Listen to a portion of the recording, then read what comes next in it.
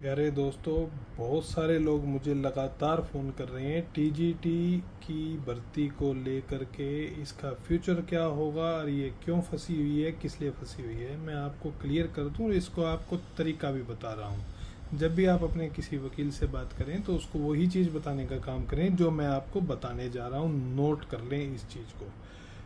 देखिए, टीजीटी की जो रिक्रूटमेंट है, इसको फंसाया सरकार ने। इसमें न किसी कैंडिडेट का कोई दोष है, न कोई दोष था। अब सबसे पहले जो है टीजीटी के अंदर पिछले साल जुलाई के अंदर एक केस डला था, जयपाल शर्मा के नाम से था। अनुराग गोयल साहब उसमें एडवोकेट थे, जिसमें ये मांग की गई थी कि जिस प्रकार आप गवर्नमेंट स्कूल को एक्सपीरियंस के नंबर दे रहे हो, तो ऐसे ही गवर्नमेंट एडिड स्कूल्स को भी एक्सपीरियंस के नंबर देने का काम करें।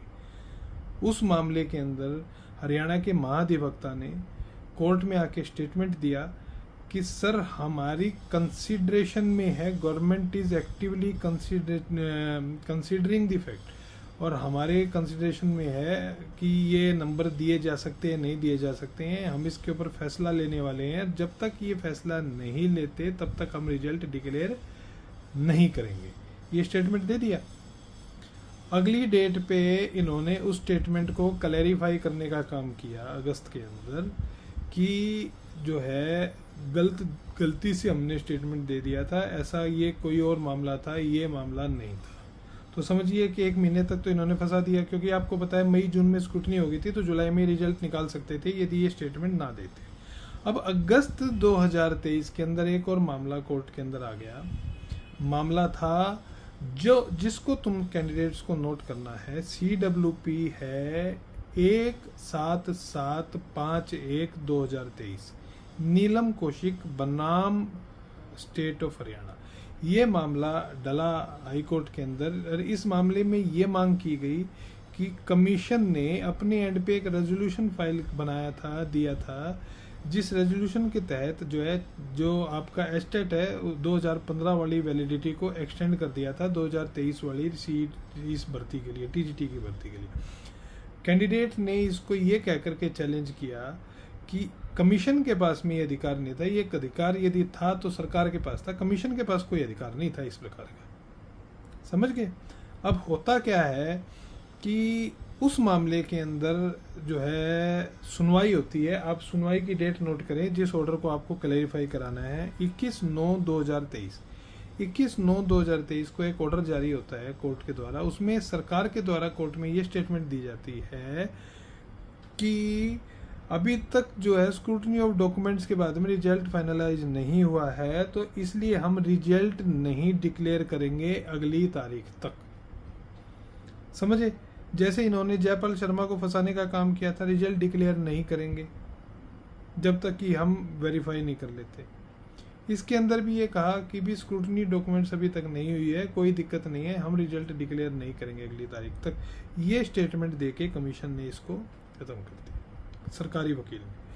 इस स्टेटमेंट के बाद में ये मामला अर्जन होता रहा, और आज आप जुलाई 2024 में आ गए हैं, आज तक इस स्टेटमेंट को विड्रॉ नहीं किया गया, इस स्टेटमेंट को क्लैरिफाई नहीं किया गया कि जी हम अब रिजल्ट डिक्लेयर करना चाहते हैं। कोर्ट को ये चीज़ बताई नहीं गई सरकार के द्वारा कि हम इस रिजल्ट को डिक्लेयर करना चाहते हैं।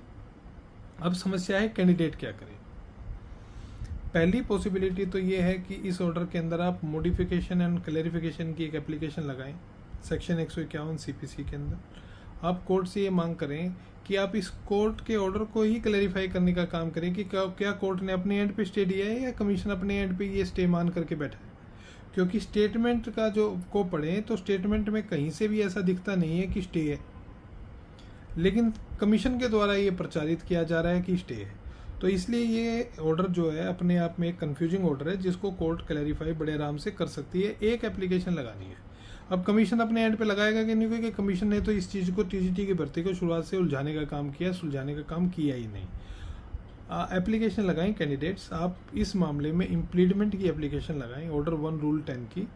उस एप्लीकेशन के अंदर आप साथ में एक क्लैरिफिकेशन की एप्लीकेशन लगाएं। आप कहिए कि जी हम पार्टिसिपेंट्स हैं and we are not clear, हमें बिल्कुल भी क्लियर नहीं हो रहा है किसी भी माध्यम से कि कमीशन रिजल्ट क्यों नहीं निकाल रहा है। क्या इस मामले में माननीय कोर्ट की तरफ से कोई स्टे दिया गया है, हाँ या ना? यदि कोर्ट कहती है कि हाँ हमने अपने आप को स्टे दिया है तो स्टे वेकेशन की आप एप्लीकेशन लगाएं, वरना इसके अंदर कोई स्टे है नहीं। कमीशन अपने एंड पे ही ये मान करके और बोल करके बैठा हुआ है कि जी हम रिजल्ट डिक्लेयर नहीं करेंगे। मॉडिफिकेशन एंड क्लैरिफिकेशन की एप्लीकेशन मान करके चलिए पहले ही दिन, क्योंकि अब जो है नए चेयरमैन ने इंस्ट्रक्शन दी है स्टाफ को कि आप पहले ही दिन जब कोर्ट में केस लगे तो आप एक दिन पहले आप इंस्ट्रक्शन देंगे सरकारी वकील को कि आपने कोर्ट में कल क्या बोलना है। तो आप मान करके चलिए कि कमीशन की तरफ से पहले ही दिन ये स्टेटमेंट आएगी कि जी हमारा रिजल्ट तैयार है, हम रिजल्ट डिक्लेयर करना चाहते हैं।